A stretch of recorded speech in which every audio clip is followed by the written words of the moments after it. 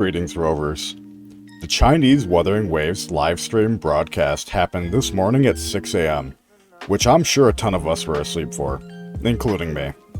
So I'm going to break down some important moments, discussions, and tips from their broadcast. They put out a ton of information, so I figured I'd smash out a quick video for you going over everything in case you missed the 2.5 hour broadcast. I hope you enjoy. And before I forget, did you know I'm currently running a giveaway? Well, multiple actually.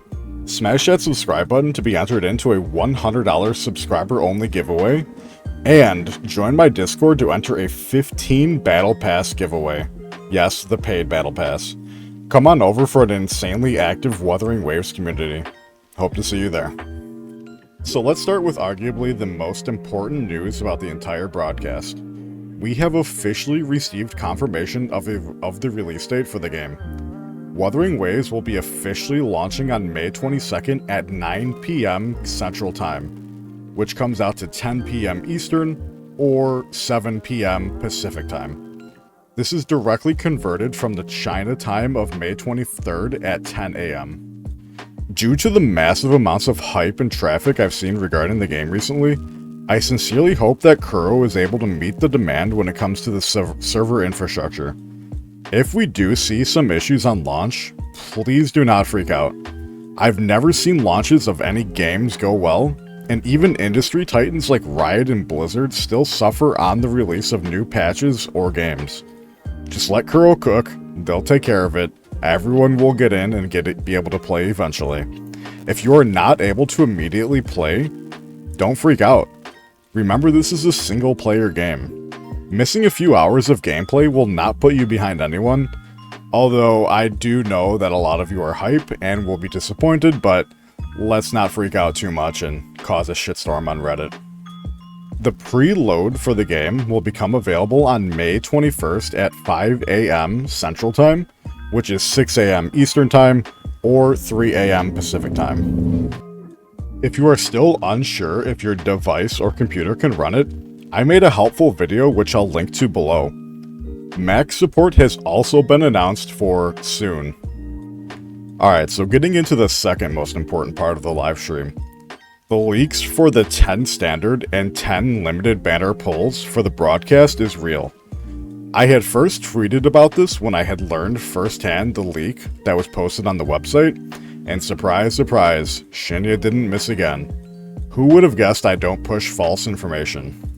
And I'm specifically talking about you, Hoyo stands, who threw me under the bus when I first covered the initial news of the Hoyo contract leak that came across my desk.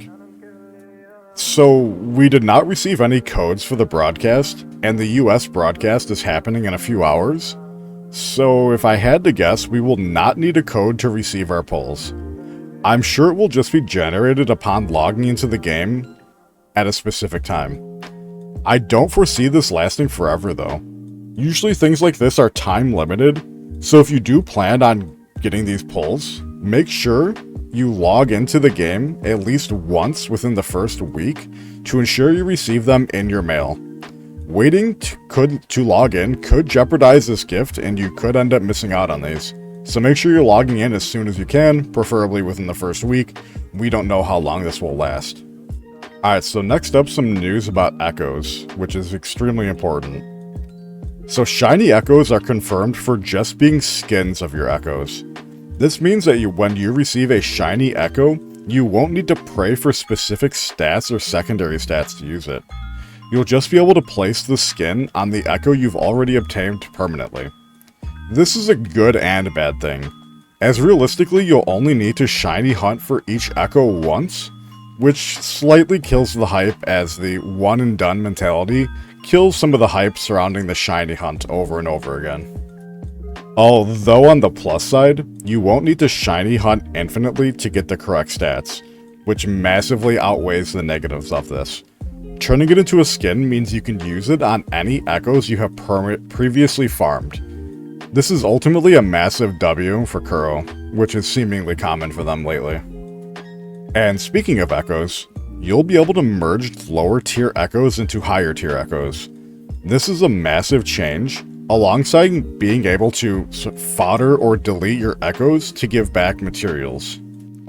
This will be an easy way of gaining echo, leveling, or boosting materials. Kuro has also significantly reduced the stamina to farm echoes in the Tasset fields, and you'll be able to obtain echoes through future events in other stamina-less ways, such as farming echoes out and over in your friends' worlds.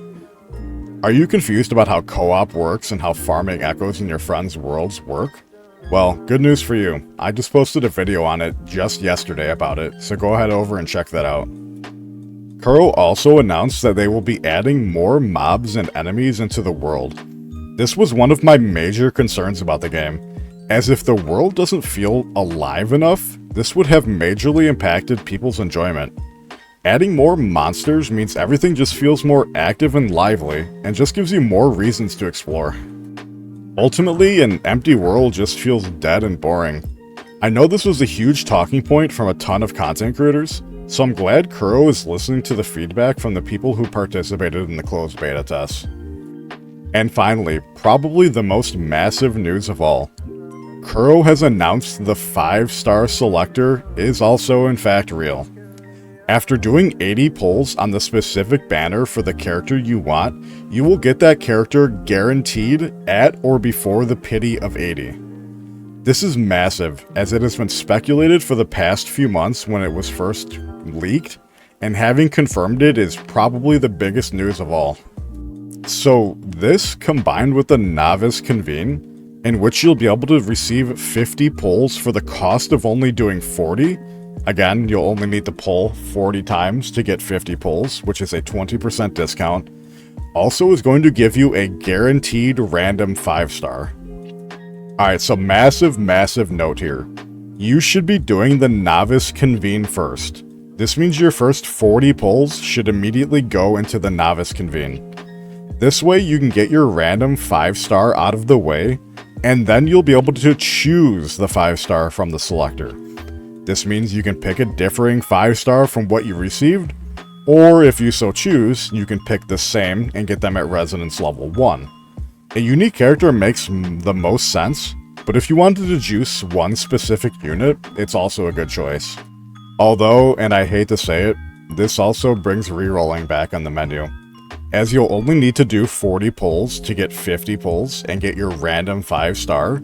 You could reroll until you get the specific 5-star you want, and then also choose another 5-star and have an absolutely goated team. So in theory, with enough time, you basically can choose the 2 5-stars to put on your team if you reroll. And that about does it.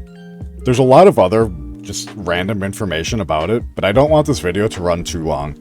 If you do want to go ahead and watch the China broadcast of the livestream event, I'll go ahead and I'll drop a link to the VOD below.